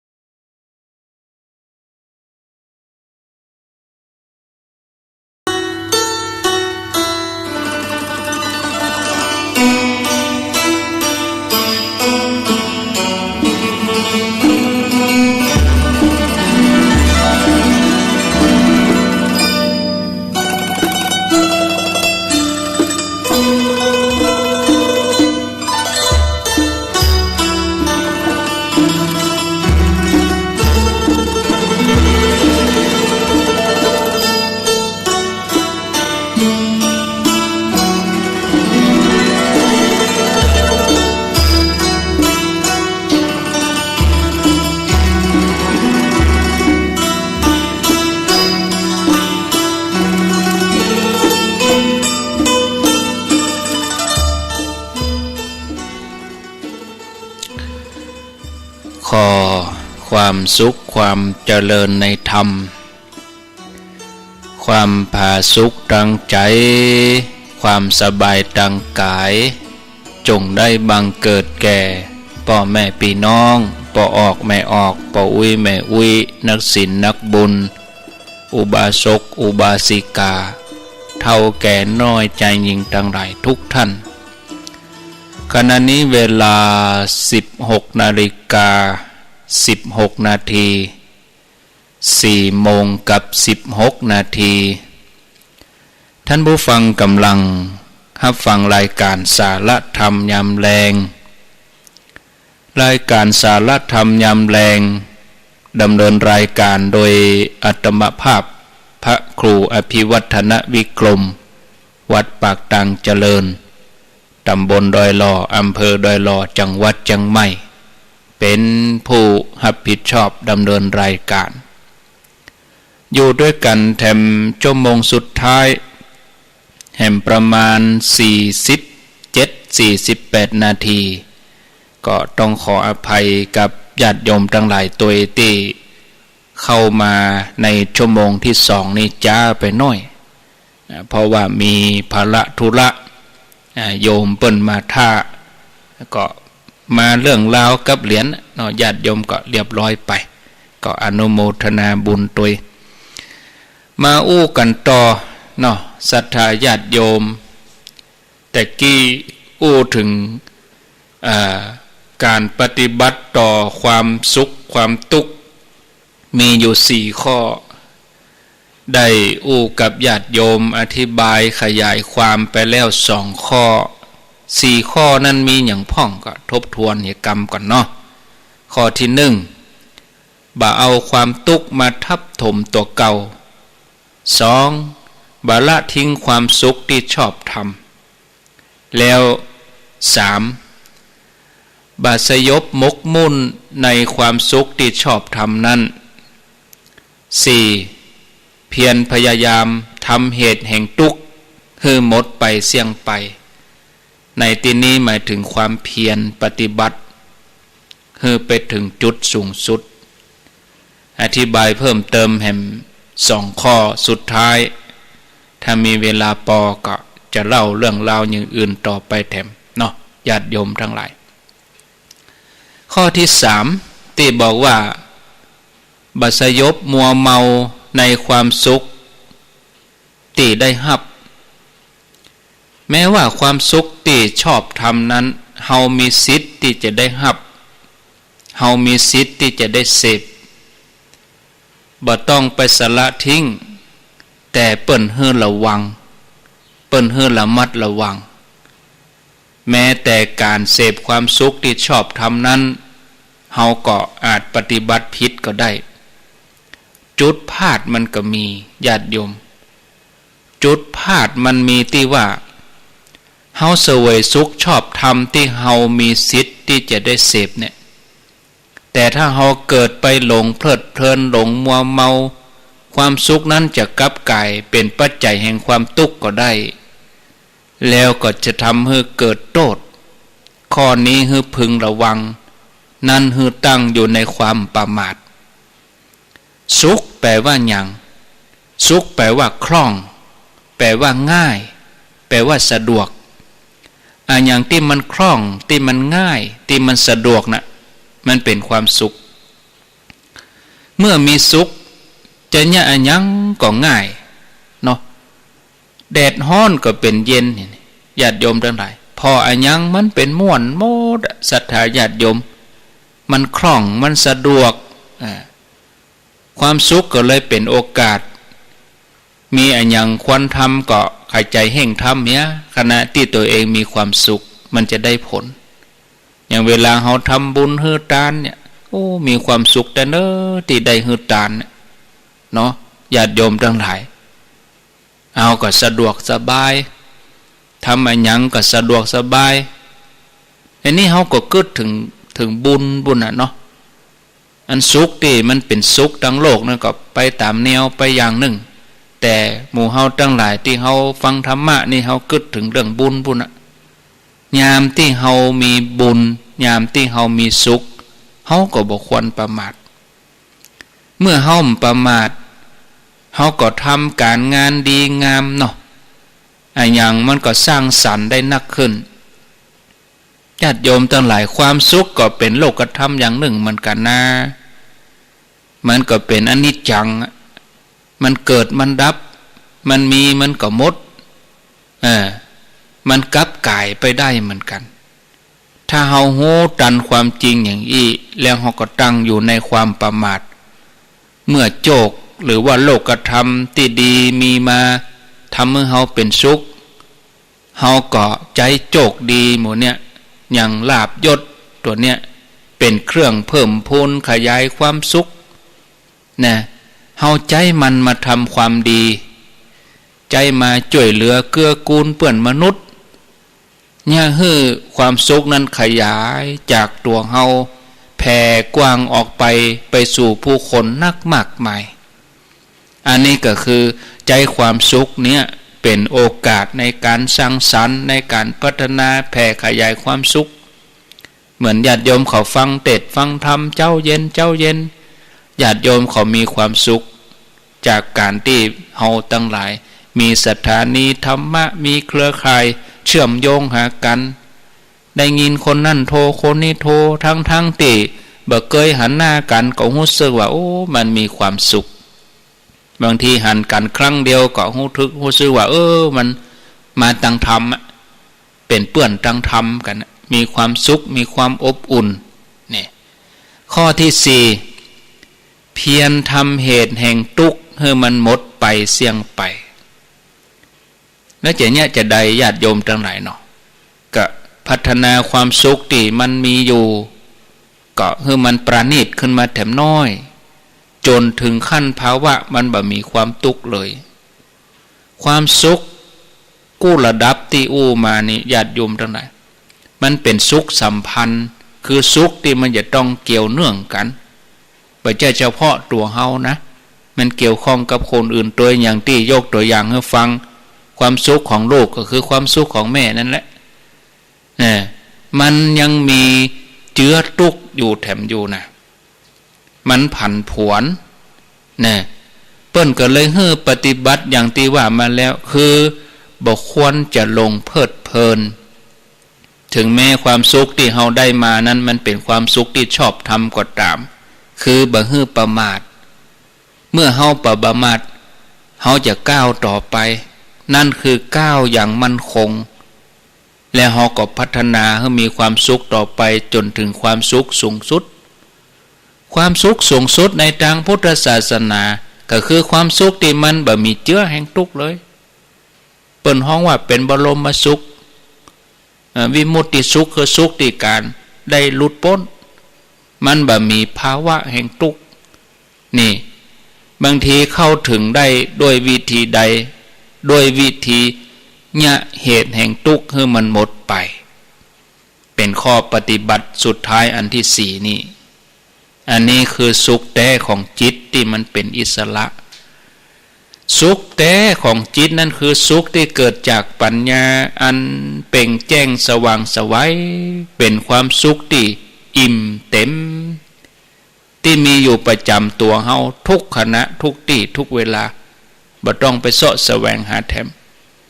สำหรับคนที่ปฏิบัติได้อย่างนี้เนี่ยญาติโยมชีวิตที่เป็นอยู่ดำเนินด้วยปัญญาเนาะไปทำการอะไรอย่างก็มีเหตุมีปัจจัยให้สำเร็จลุล่วงไปทำอะไรอย่างก็รู้สึกว่าอิ่มอกอิ่มใจม่วนอกม่วนใจศรัทธาญาติโยมทั้งหลายนะทีนี้เฮาก็จะต้องมีความอดทนด้วยนะญาติโยมทุกท่านทุกคนในความคิดของคนที่ปรารถนาความสำเร็จในชีวิตเนี่ยส่วนใหญ่นี่ก็มีความปรารถนาจะเข้าทำงานใน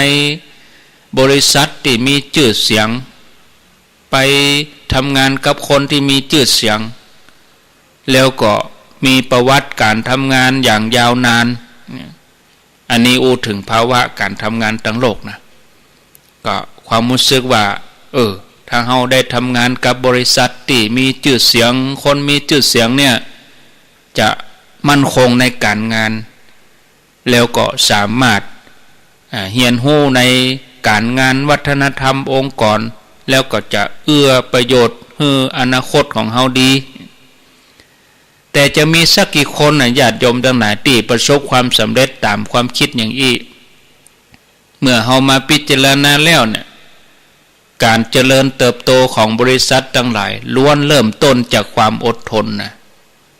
ความอดทนต่อสู้ฟันฝ่าอุปสรรคปัญหาของเจ้าของบริษัททั้งนั้นเจ้าของบริษัทล้วนมีความฝันที่จะดำเนินกิจการของตัวเองไปสู่ความสำเร็จตามที่ต้องการความสำเร็จที่เกิดขึ้นนั้นก็จะถูกกำหนดด้วยความอดทนความหนักแน่นโดยจิตใจของเขาคนที่มีความอดทนอย่างต่อเนื่องต่ออั้นถึงจะประสบความสำเร็จญาติโยมท่านสาธุชนทั้งหลายอันนี้ไม่เป็นความจริงหรอกเนาะความจริงแน่นอนเพื่อเสริมสร้างความเข้าใจในเรื่องความอดทนก็จะนำเรื่องราวของธรรมบทที่ปรากฏในพุทธศาสนาเรื่องราวนี้ญาติโยมก็คงจะเคยได้ยินได้ฟังเคยได้เล่ามาเจ้าก็ดีได้เล่าเมื่อค่ำเมื่อคืนก็เอามาเล่ามาแรงแห่งกรรมเรื่องของนางอุตราอุบาสิกาเอามานำเสนอเพื่อเป็นแนวทางในการสร้างความอดทนแล้วก็ไปสู่ความสำเร็จของตัวเก่าเฮาทั้งหลายนางอุตรานี่นะญาติโยมเป็นลูกสาวของปุณณเศรษฐีซึ่งเป็นเศรษฐีกรุงรัชคฤห์เป็นผู้ที่มีความเลื่อมใสในพระพุทธเจ้าแล้วเปิ้นก็เป็นโสดาบันด้วยเมื่อถึงคราวเจริญวัยใหญ่ขึ้นมาถึงเวลาจะได้แต่งงานครองเรือนนางอุตรานี่ก็ได้ไปแต่งงานกับลูกบ่าวของสุมณเศรษฐีซึ่งครอบครัวของสุมณเศรษฐีนี่บ่มีความศรัทธาบ่ได้นับถือพระพุทธเจ้าบ่ได้นับถือพุทธศาสนาหลังจากแต่งงานแล้วนางอุตราก็บ่ได้รับความสะดวกบ่มีโอกาสได้ทำบุญเหมือนที่อยู่บ้านพ่อบ้านแม่ตัวเก่าก็ทำให้รู้สึกมองเศร้าบ่มีความสุขเหตุนี้นางอุตราก็เลยส่งคนให้ไปแจ้งความเดือดร้อนแก่ตันปุณณเศรษฐีผู้เป็นพ่อบอกว่า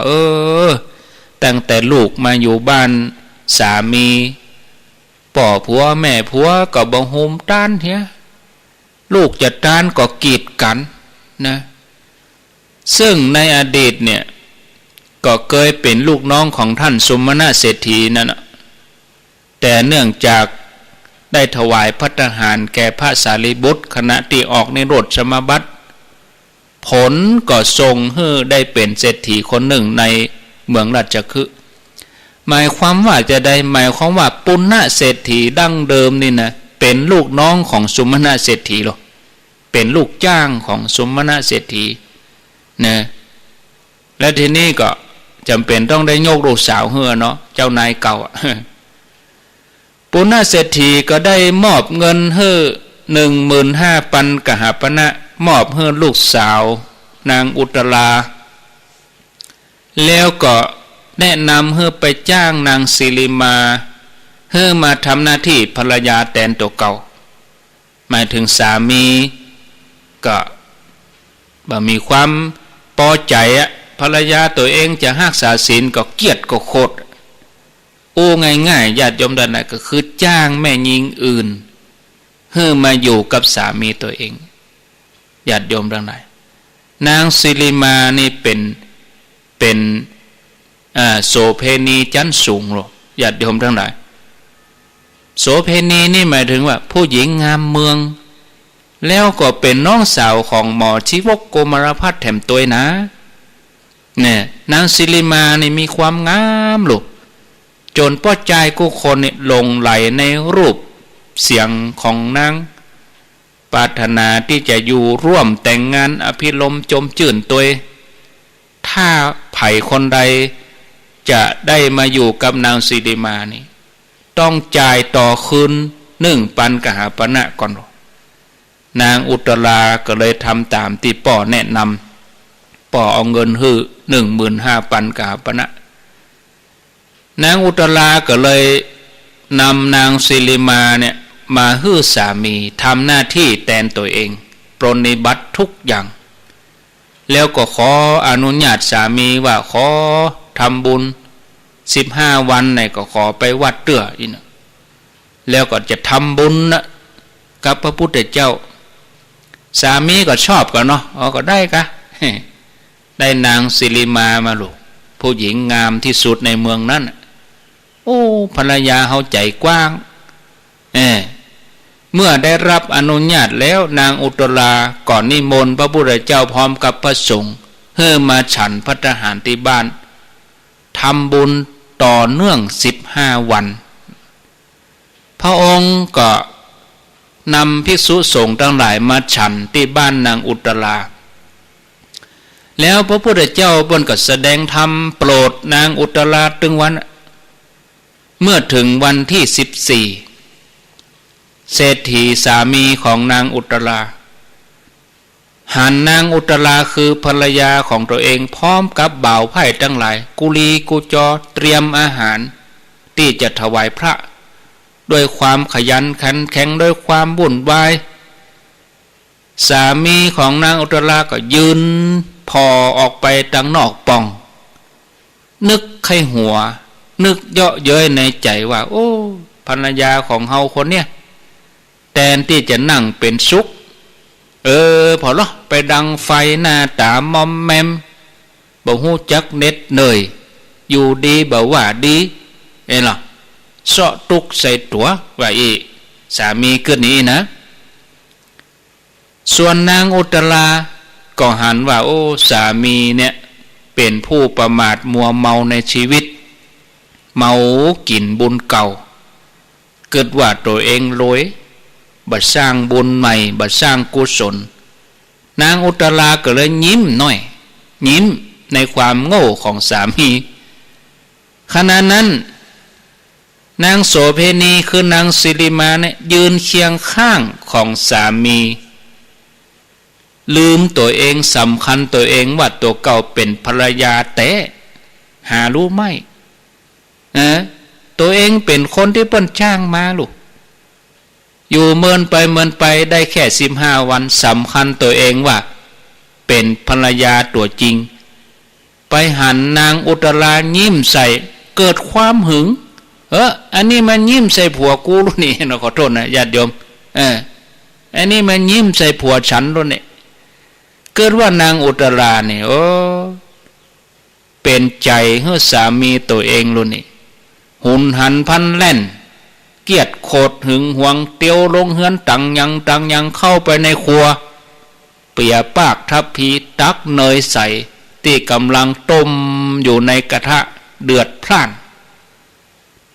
เอามาราดฮดนางอุตราตั้งแต่หัวจนทั่วตัวนางอุตราก็แผ่เมตตาไปถึงนางสิริมาว่าอันหญิงสหายของเฮาทำอุปการะแก่เฮาได้ทำหน้าที่แทนเฮาถึงมดถึงจักรวาลนี่คงบ่มีภัยเต้าอีหรอกพรหมโลกก็ตำนักส่วนกุลของแม่หญิงที่เป็นสหายของเฮานี่ยิ่งใหญ่ก็เฮาอาศัยนางเฮาถึงได้อาบน้ำฟังธรรมถ้าเฮาไปเกียดไปโคดโอ้เฮาจะบดีนะขอเนยใส่ที่ลวกเฮาเนี่ยอย่าฮื้อได้มีอย่าฮื้อได้ลวกเฮาเลยอีหรอโดยอำนาจเมตตาที่นางอุตราแผ่ไปนี่เนยใส่ที่เป็นน้ำมันเดือดบดที่หดลงบนหัวนางอุตรากับกายเป็นน้ำเย็นน้ำหอมชโลมผิวบรรดาคนใจทั้งหลายเกียดโคดแตนนายหญิงปากันลุ่มตีลุ่มบุบนางสิริมานางอุตราห้ามไว้เป็นเหตุให้นาง ศิริมาได้สติสำนึกตัวเกิดความเคารพยำเกรงนางอุตราต่อมาถึงกับก้มแทบเท้าเพื่อขอโทษนางอุตราก็ให้อภัยแล้วก็มาจวนนางศิริมาร่วมสร้างบุญสร้างกุศลแล้วก็มาดาครัวช่วยกันปะน้องไปช่วยดูแผนกนึ่งข้าวพี่จะมาดูแลแผนกอาหารเห็นหรอเลยได้มาช่วยกันเห็นเลยจะได้ตานวันพุกเลยอะแล้วก็ได้ฟังธรรมกับพระพุทธเจ้าในวันพุกในวันต่อมานางอุตราก็นำนางศิริมาตลอดจนถึงญาติทั้งหลายถวายภัตตาหารพระเจ้าพร้อมกับพระสงฆ์หลังจากที่ฉันแล้วก็ได้เข้าเฝ้ากราบทูลเรื่องราวพระองค์ทรงทราบพระองค์ก็ตรัสว่าดีละอุตราเฮ้ย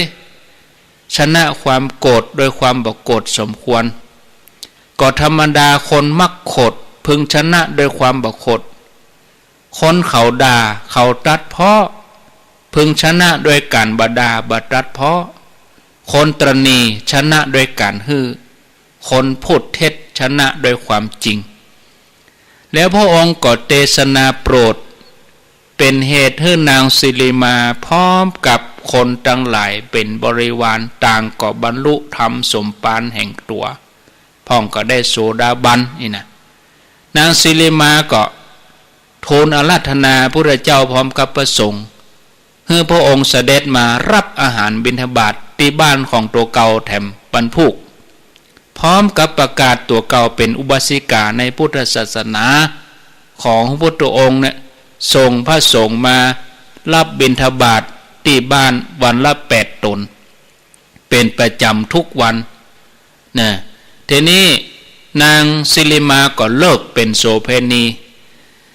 นางศิริมาที่ภิกษุไปหันว่านางศิริมางามนะกะที่เคยเล่าให้ญาติโยมฟัง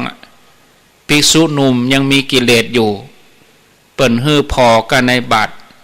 นางศิริมาที่ว่านิมนต์ไปวันละ8 ตนหนึ่งในนั้นก็มีภิกษุหนุ่มที่บวชใหม่ไปหลงไหลนางศิริมาบ่ได้พอหน้าพอแต่มือ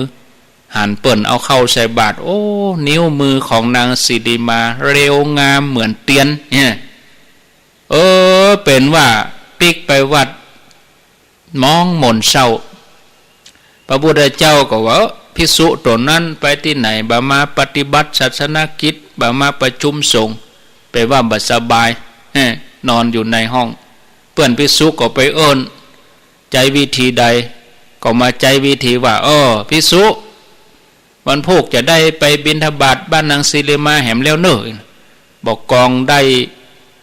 งินว่าจะได้ไปบิณฑบาตบ้านนางศิริมาหายเลยหายเมื่อยหายไข้เกียมบาดเกียมอย่างตกวันนั้นมานางศิริมาบัดสบายนางศิริมาบัดสบายต้องเฮ้อคนใจหิ้วปีกมาใส่บัตรภิกษุตัวนี้ก็แข็งใจวันนี้จะบ่พอนิ้วพอหน้ากำนี่พอหน้านางศิริมานางศิริมาเมื่อยภิกษุตัวนั้นก็ว่าขนาดเมื่อยก็ยังดูดีอยู่เนี่ยเอาเก็บไว้หั่นตกมาข้ามมานางศิริมาตายถึงแก่กรรมเปิ้นบ่ฮื้อเผาด้วยหรอพระเจ้าก็ว่าเอาวันพุกปากันไปพอนางศิริมาแหมน้อยภิกษุตัวนั้นดีใจเปิ้นฮื้อเก็บไว้ 4-5 วันญาติโยมลองนึกถึงศพที่บ่เผาแล้วก็เก็บไว้ 4-5 วันบ่ได้ฉีดยาด้วยนะญาติโยมลองนึกถึงว่าญาติโยมลองนึกถึงแมวหมาที่รถจนตายข้างถนนแล้วมีไผเก็บผ่านไป 4-5 วันอย่างใดอย่างนั้นเปิ้นก็เอาร่างนางศิริมายองที่กองฟอนพระองค์ก็พาภิกษุทั้งหลายไปดูเปิดผ้าออกมาอันเนี้ยกะศิริมาคนงามมีแล้วเปิ้นก็ให้บรรดาเศรษฐีทั้งหลายเกี่ยมเงินมาแหละ1 ปันกหาปณะไผอยากได้นางศิริมาไปเป็นกู้ก็เอาไปเลย1 ปันมีไผว่าได้ดักปิ้งลดราคาลงเหลือ500ดักปิ้งเหลือ100เดียวก็มีไผยกมือบ่ได้ก็บ่มีไผเอาไปเพราะว่าอันนั้นเป็นซากศพ เป็นตอนไม้ตอนฟึงตอนอันนี่ญาติโยมทั้งหลายนางสิริมานี่เปิ้นได้ทำวิเศษตายไปแล้วเนี่ยร่างกายของตัวเก่ามาสอนคนให้ได้ธรรมะภิกษุตัวนั้นก็ได้หันอนิจจังทุกขังอนัตตาพิจารณาอสุภกรรมฐานได้ธรรมะได้ฌานนางสิริมาเนี่ยก็ได้บุญตัวเพราะว่าถึงแม้ตัวเองจะตายไปแล้วร่างกายตัวเองก็ยังเป็นกุลเป็นประโยชน์ให้คนอื่นได้พิจารณาหันธรรมเนี่ยศรัทธาญาติโยมท่านทั้งหลายเนาะเอาก็ฟังกันมาก็ต่อเนื่องกันไปญาติโยมท่านทั้งหลายพอเวลาแล้วประเด็นนี้ก็พอสมควรเวลาเนาะอูไปเมินไปกะกำเดียวญาติโยมจะใกล้อูไปบรรยายไปนักไปก็จะรับละกันธรรมะเปลี่ยนบรรยากาศแถมประมาณสัก18 นาทีตอนนี้เวลา 16:42 นาทีแหม18 นาทีใครจะอู้จาสนทนาก็ขอเจริญปอนโทรเข้ามาได้ที่หมายเลขโทรศัพท์0998366322โทรเข้ามาอู้จาสนทนากันไป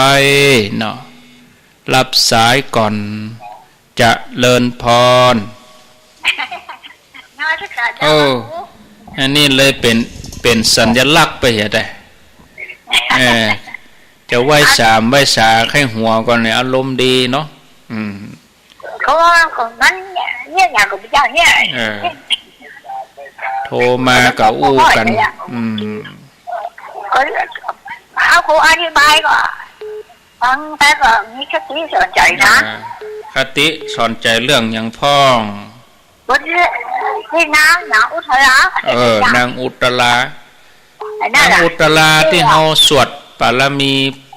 นั่นน่ะอดทนอย่างนางอุตรานะกะน้ำใจยาดีจ้ะขอนคนนี่โลบายเลยโมทนาเนยายพรเจริญพรร้องวัวแดงเจริญพรติดแล้วเราสาเจ้านั่นพระกูว่าจะได้ตอนตายนั่นคืนปันกาปนะตอนตายแล้วปันนี่แหละได้ดักปิ้งมดกาไปเลยมีลมหายใจก็จึงมีความหมายทุกอย่างนั้นเลยมดลึงไปเลยนี่แต่ซากมีพระใช้ได้ละตกเย็นดีเจ้าไว้ตายายพรอันนี้ยายจันสายต่อไป0998366322มีเข้ามาบางทีก็กึดไปกึดมาอ่านเขายิ้มเหมือนหันผีดาเลยญาติโยมเขี้ยวหนี่เขี้ยวมีละปากเว้าหม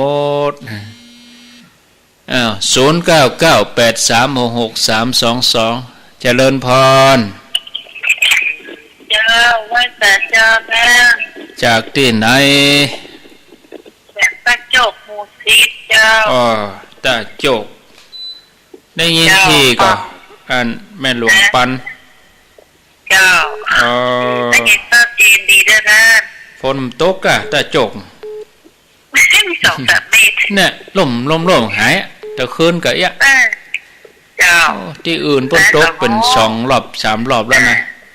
แม่แกได้ยินก็ได้เฮาก็โตแต่บ้านเฮาก็โตคอ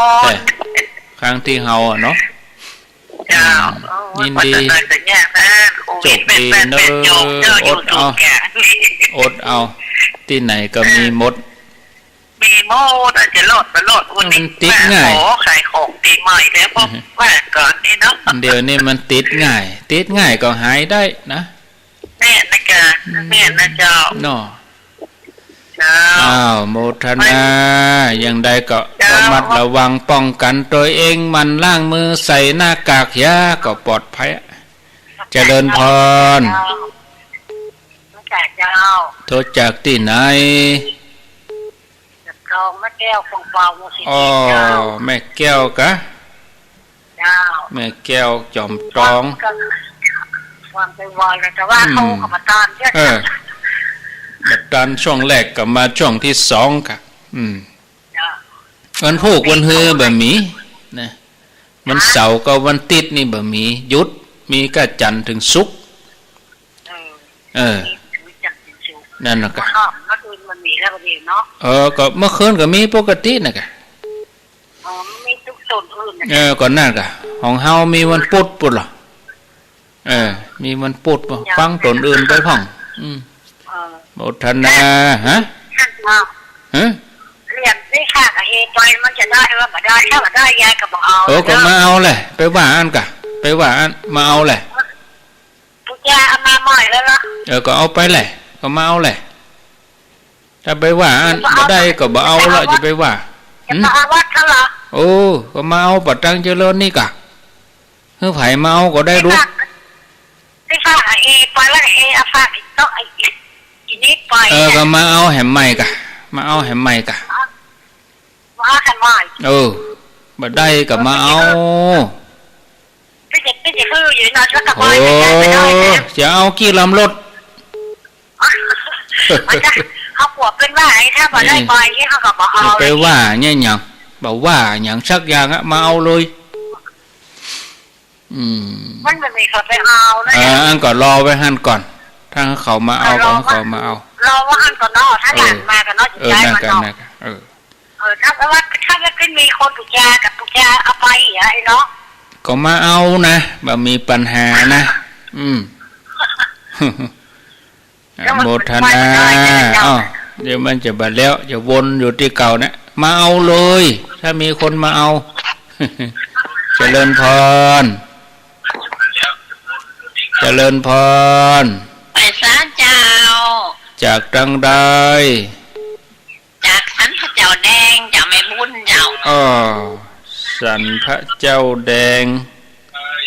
ฟังเข้าใจดีตัวไปขุดต้นพระองค์มนลำได้โทรมาเนาะเจ้ามนลำได้ยินสันพระเจ้าแดงเดี๋ยวก่อนโฮมเต้นเปิ้นโฮมเต้นกับเป็นยังอะกดมันเนอะกดมันตึงเต้นฟังตลอดสันพระเจ้าแดงนี่นะเจ้าฟังตลอดฟังดูต้นองค์จ้ะอยู่กับวันพระกับชาเนียกับธรรมพระสงฆ์ดีแล้วยินดีเนอไหวสาเจ้าอยู่ดีมีสุขสันพระเจ้าแดงท่มเต้นน่ะเจริญพร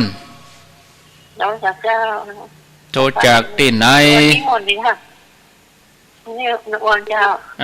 แม่นางอ้วนร้องกองเข้ากินอุโบสถก็18เนาะนั่นกะฟังแต่เจ้าแล้วก็3 โมงแล้วก็ฟังแต่เจ้าฟังแต่ตั้งแต่แรกเริ่มแล้วดีโมทนาอยู่ดีมีสุขแม่นางอ้วนลองกล่องเข้า4:49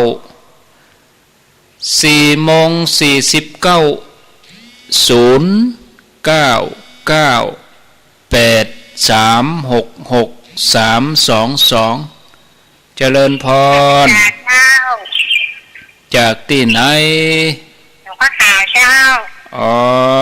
บักไก่ลูกตอนชั่วโมงแรกฟังวิทยุวันนี้มาตั้งโทรศัพท์ฟัง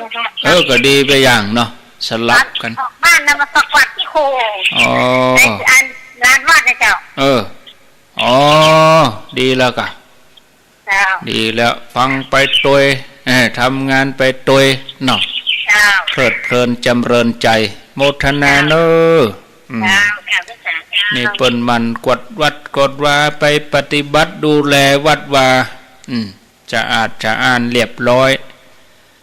0998366322ไผมีหยังจะอู้จะจาก็เจริญพรเลยรับสายเจริญพรมาประการเจ้า โทรจากที่ไหนคนเมืองฝางเก่านะเจ้าคนเมืองฝางคนเมืองฝางเก่าตอนนี้ได้สะเก็ตเจ้าคนเมืองฝางแต่ว่ามาอยู่ด้วยสะเก็ตรีวิทยุอย่าเนอะปิดวิทยุก่อนอย่าฟังบ่เข้าใจนั่นกะอีกะเป็นได้พ่องมีนะฝนบ่มีบ่ตกวัน2วันนี่บ่ตกสัก5ดีกะจุ่มเย็นเนาะดีแล้วตกเตอะหน้าเปิ่นละดับปิดฝุ่นดับควันไฟดับฝุ่น PM โย่มันตึงดีตกมันตึงดีเฮ็ดกาหยังกาเฮ็ดนอสาธุเนอเฮ็ดนอก็ออกของกินอยู่บนฟ้าเนาะฝนตกมานี่ใบไม้ใบหยังป่งเฮ็ดกานอกายะเนาะ0998366322มีเข้ามารับสายเจริญพรกราบนมัสการเจ้าโทรจากจังใดแม่บุญลอยโทรมาจากอันประตูไหยาเนอโอ้ลำได้ยินลูกลำได้ยินโทรไปเตียนก็ลงยอที่มันเจ้าบ่ลำได้ยินโทรมาบนแล้วเจ้าแม่จะได้เตียนมัธยม2เมืองนั่นนะได้ไปเป็นยังหาโอกาสไปท่านก็น้องมาเสียเตือนหน้าจะไปมัดติดเตือนหน้ากะเตือนหน้าแม่ว่าบุญแม่ยังบ่มีลำเหลือแม่เขาก็บ่ต้องไปตอนคนหลายก็ได้หรอไปอย่างนั้นโยมเมืองฝางแต่ว่าไป3คนแม่ลูกอย่าไปหันเปิ้นนั่นกะน่ากะไปได้ตลอดไปก็เอาอาหารแมวไปตุยไปกดไปเที่ยวไปเจ็ดไปถูแมวหันตัวก็ไปดีอินดูมันอยู่อย่างใดน่ะหมามี2ตัวแมวมีตัวก็เอาอาหารไปให้มันหรอกเปิ้นหนูเจ้าแล้วก็เปิ้นตึงเอาอาหารไปให้มันคนไก่ไปไก่มาก็เอาไปให้ถุงก็มันก็มีกระปุกของมันหรอมันข่อยมันก็ลดมันยังถังน้ำนี่ถ้าบุญเม็ดเดิมมันจะขึ้นไปโอกาสไปหลวดเอาอาหารไปดีก็ไปกะติอันเนี่ยเนาะที่ไปตามนั้นเสาอากาศมาเมินนักแก่เมินนักแก่เรารู้ขนาดละแล้วไม่ก็เล่นได้ไปนะเจ้าหาโอกาสไปเนอะเจ้าท่านพระอาจารย์รักษาสุขภาพเนอะดียินดีเจ้าค่ะเชียงใหม่หายยาก็อันเหรียญนี่ญาติโยมอยู่ตั้งในเวียงก็ไปเอาที่วัดฝ่ายหินนั่นด้วยอาตมาเอาฝากไว้ที่ท่านอาจารย์วิสุวัฒน์เอาฝากไว้ให้เปิ้นท่านอย่างละ25 เหรียญฝากเปิ้นไว้หั่นนะไปเอาเถอะนะญาติโยมหมู่ที่เก็บตกที่บ่ได้จองบ่ได้หยังเนี่ยไปเอาเป็นหยังเป็นที่ระลึกไว้ว่าครั้งหนึ่งแล้วเปิ้นจะบัดทำแห่มแล้วนะ42เมืองเนี่ยรุ่นแรกรุ่นเดียวรุ่นสุดท้ายรุ่นเฮาเนี่ยเพราะแห่ม100 ปีพันปีมาได้บ่ลูกหลานก็มาเนี่ยมาบูรณะต่อไปก็ญาติโยมทั้งหลายที่อันฟังรายการนี่ก็คะแนนเฮาจำเบอร์โทรตนไหนเป็นตนไหนบางทีเฮาก็โทรสลับไปบางครั้งก็มีหลายตนเฮาก็เขียนชื่อเปิ้นใส่อาตมาก็จึงมีเบอร์เนี้ยเบอร์เดียวไลน์ก็เบอร์เนี้ยไผแอดก็แอดไลน์มาแต่จะไปส่งอย่างไปเลยเนอะส่งไปเลยนี่ก็บล็อกออกอย่าอีนะ0998366322เทคโนโลยีมันมีกุลมันก็มีโทษประเด็นนี้ต่างคนต่างอยู่บ้านเนาะยุคทำงานที่บ้านแก๊งคอลเซ็นเตอร์ตัวไปถึงบ้านเฮาบุญเนี่ยข่มขู่เฮาว่าเฮาเป็นหนี้เฮาเป็นภาษีกะเฮาสั่งของผิดกฎหมายกะอย่างกะ เฮาบ่ต้องไปอู้ยาวบ่ต้องไปอู้ยาวโทรมาถ้าแนวนี้กดวางทันทีบ่ต้องไปสืบไปยาวอย่าไปอู้ยาวแหล่งเฮาอู้ยาวตัวใดมาเก็บข้อมูลเฮาติ๊กบันทึกนักเข้าเดี๋ยวมันฮู้ที่อยู่เฮาล่ะนะฉะนั้นเฮาต้องระวังถ้ามาแนวนี้นะเอาบัตรท่าอู้ยาวโอ้แม่จะไปซื้อครัวอย่างสักเตื้อฉันไม่รู้เรื่องกดวางเลยจบไปเลยเนาะโอ้เดี๋ยวขอปรึกษาลูกก็เนาะลูกเป็นตำรวจเดี๋ยวขออู้กับลูกก็มุสาบ่ก็หาเอาบ่ต้องมุสามุหยังกดวางไปเลยเนาะ0998366322เอามีเข้ามาแหมสายสุดท้ายได้อย่างละ10สายแต่กี้ช่วงแรกก็ได้ซิมช่วงที่2นี่เดี๋ยวนี้ได้9ละข้างแหมสายมีก็เข้ามาถ้ามันมีจะลาแล้วนะเนาะคือเวลากับรายการต่อไปเปิ้นรอท่านี้เนาะญาติโยมทั้งหลายเอาลาก่อนบ่เนาะลาก่อนเนอะญาติโยมเอามาแล้วบ่เอามาก็มาเอารับก่อนสุดท้ายลูกลาขัวหอมแม่ตาเจ้าแม่นึกถึงนั่นพระโคเวลายิ้มไข่หัวกะง่ะกระโปงอันนี้จังแต่เนาะหันหัวก็โลกพุ่นเหมือนกะโหลกเกี่ยซี่โครงเขาขึ้นอีน่ะเนาะแกนตาโบเฮ้ยขึ้นได้แม่ยังแม่ก็ขึ้นได้เหรอต้องมายิ้มมาอย่างนี้เนาะโมทนาเนาะปาลานกะ